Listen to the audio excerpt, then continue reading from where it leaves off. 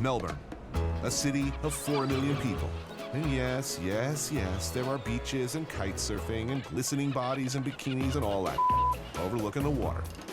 But for the sport of kings and queens, for some old school, hip-breaking, bunion-crunching, high-fiving thrills, you gotta go to Trugo, bro. Okay, can we have players lined up just so we can see who's playing, please?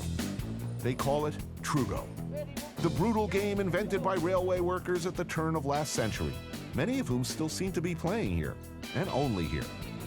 You can hit it almost any way you like, but people have found the most accurate way of hitting is actually between the legs facing backwards.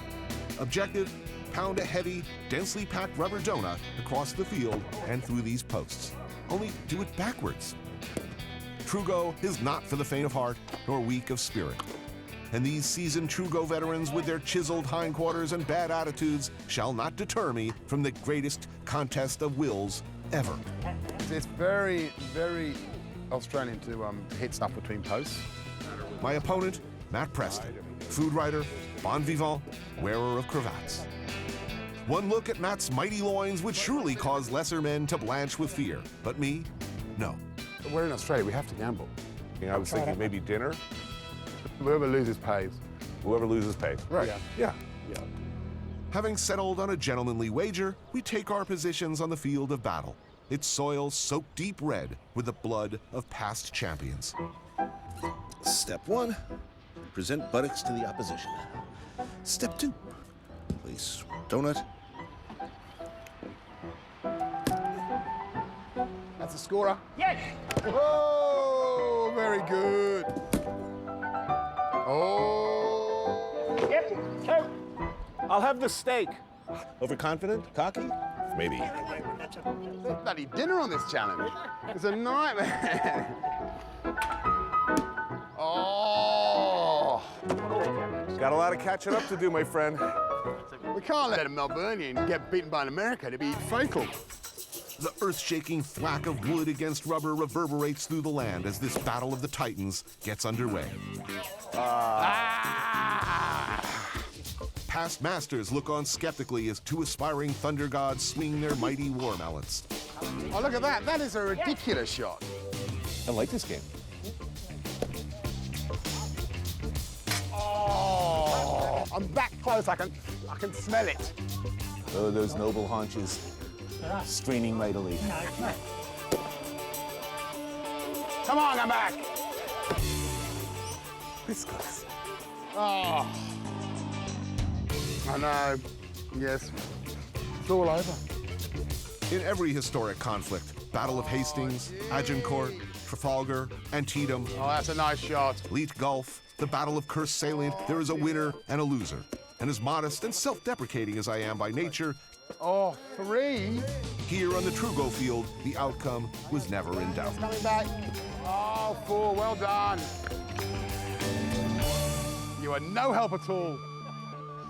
At the end of the day, all that was left of Preston was a red smear, a sporty cravat, and a few half-hearted attempts at a witty riposte. Well done. I think we've learned something today. Yeah, without How to hit Jordan- a rolling donut. Well, your donuts are kind of like your national food, aren't they? So, you know. Oh. You just visualize the Krispy Kreme and you're there, man.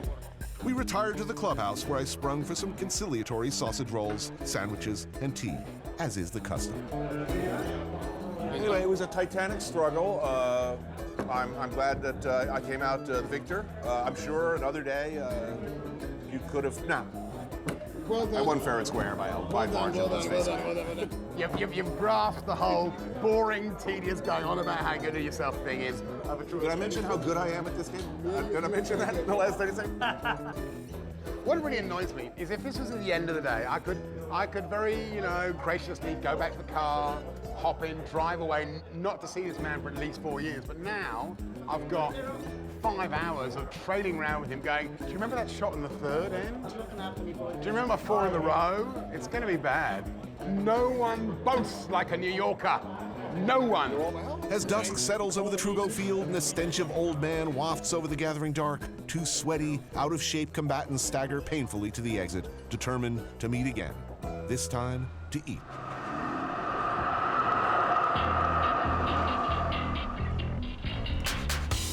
Sydney Road is one of Melbourne's most popular strips and is an affordable and delicious place to grab supplies or a meal.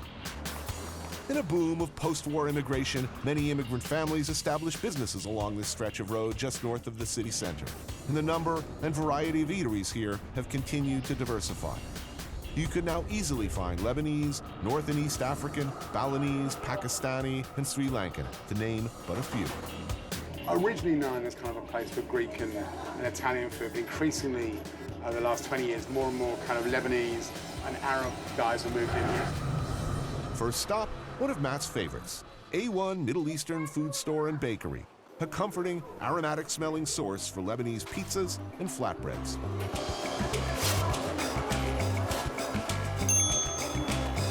You call it Lebanese pizza, but it's is there a name for it? No. Well, in Australia, we call it Lebanese pizza, mate. And the great thing about Sydney Road is an $11 lunch for two, which is kind of not bad. Meaty, cheesy, filling, a lot of bread involved. Oh, this is heaven, absolutely. We get some spinach, some ground lamb, and of course, satar, a heavy mix of sumac, thyme, sesame seed, and salt, popular all over the Middle East, and increasingly, Melbourne.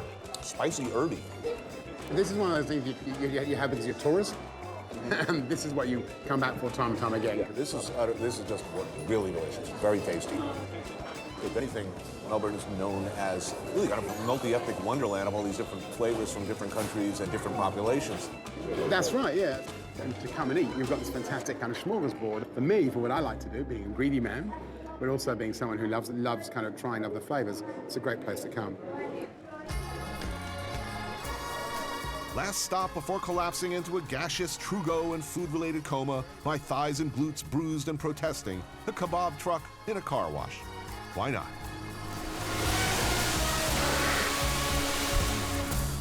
It's a smell that's irresistible to me. I walk by, I must have. I'm especially impressed by the handheld implement for just shaving it.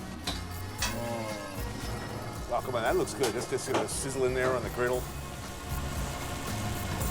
I find it gets more and more irresistible the later it gets and the more beers I've had. Yes. So for me, this is Classic drunk food.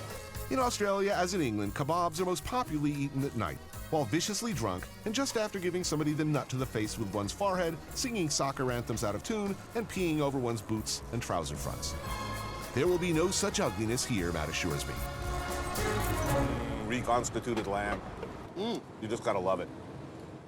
That's just delicious. I should have been eating this all day long. This is just, it's hard to imagine anything better than this. There's a fundamental rule that my mother told me. Yeah, no shame. No, never go to bed with anything you pick up at 3 in the morning, whether it's a kebab or a girl.